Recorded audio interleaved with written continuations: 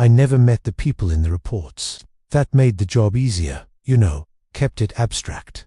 I was a data analyst for a government contractor, and my world was filled with missing persons cases from all over the country. Old cases, new cases, some solved, most not. My task sounded simple enough. Look for patterns, similar locations, repeated behaviors, anything out of the ordinary that I could flag for someone else to review. It was a job of numbers, names, and dates.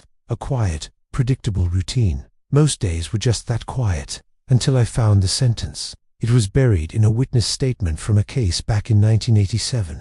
A man describing the moments before his friend vanished. He said the air felt wrong, like the room was paying attention. It was strange phrasing, poetic in a chilling sort of way. But people describe fear in strange ways, right?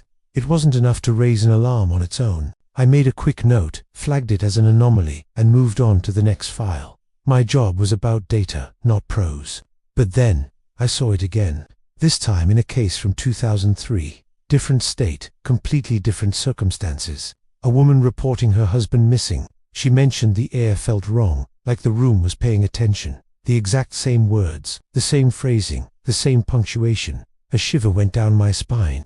This wasn't just a coincidence. This was a pattern. I ran a search across the entire database, every case file we had access to. 17 separate cases used that exact sentence. The next morning, I brought it up with my supervisor.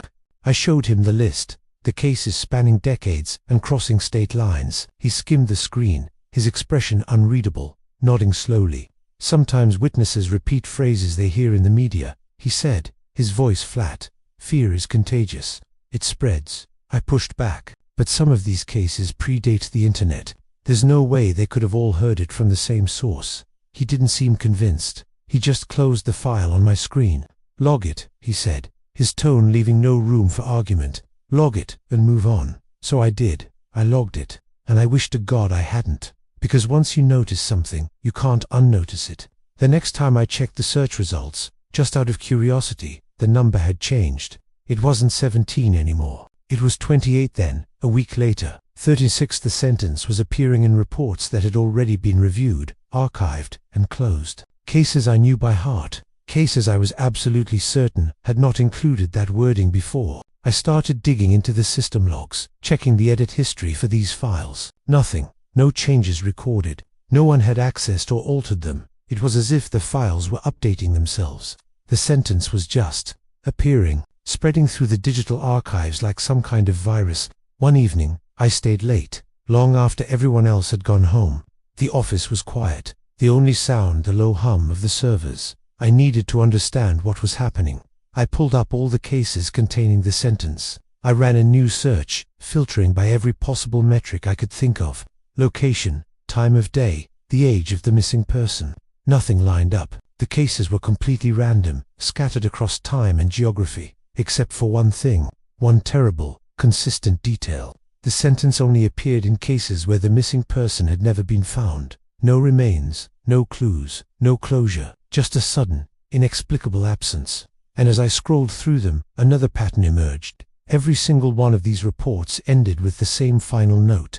4 simple words. Subject last seen alone. That night, my sleep was haunted. I dreamed I was standing in an empty office, maybe my own. The fluorescent lights hummed softly overhead, casting long shadows, and the air felt heavy, thick, aware. It felt like the room was paying attention. I woke up with a gasp, my heart pounding in my chest. The first thing I saw was the glow of my laptop screen, open on the kitchen table. I didn't remember turning it on. A new report filled the screen. It wasn't like the others. There was no case number, no date, no location. There was just a name. My name, Aaron Miles. My blood ran cold. I tried to delete the file, dragged it to the trash, clicked empty. It reappeared instantly. I shut the laptop down, slammed it shut, and went to work early, my hands shaking so badly I could barely hold my coffee. When I got to my desk, my supervisor was already there, standing beside my chair, waiting for me. He looked at me, not with surprise, but with a kind of weary resignation. "You shouldn't look so closely, Aaron," he said, his voice calm, almost gentle. It wasn't a warning. It was a statement of fact. "You knew," I whispered, the realization hitting me like a physical blow. "You've always known about this." He let out a long, slow sigh. We monitor it. That's all we can do. The reports, they don't predict anything. They just document what has already happened. My mind was racing, trying to grasp what he was saying. What is it? I asked, my voice barely audible. What is doing this? He paused, seeming to choose his words with immense care. It's not really a what. Think of it as a place, or an awareness. A place that collects attention. The more you notice it, the more you think about it, the clearer it becomes to you, and the clearer you become to it. I leaned back in my chair, the plastic creaking under my weight. And the people who disappear? I asked, already knowing the answer. He just looked at me. They noticed it first. I stopped going home after that. I couldn't bear the thought of being alone, of the silence in my empty apartment. I slept at the office, on a cot in the break room, surrounded by the constant, reassuring hum of machines and the distant sound of city traffic. I avoided empty rooms. I avoided silence. I worked constantly, losing myself in meaningless data, trying to ignore the file with my name on it. But the reports kept updating. My report. It was adding details about me, observations, my movements, my habits, my growing fear. Then, it started adding predictions. Small things at first. What I'd eat for lunch. A conversation I'd have. Then it added a timestamp. 3 days from now.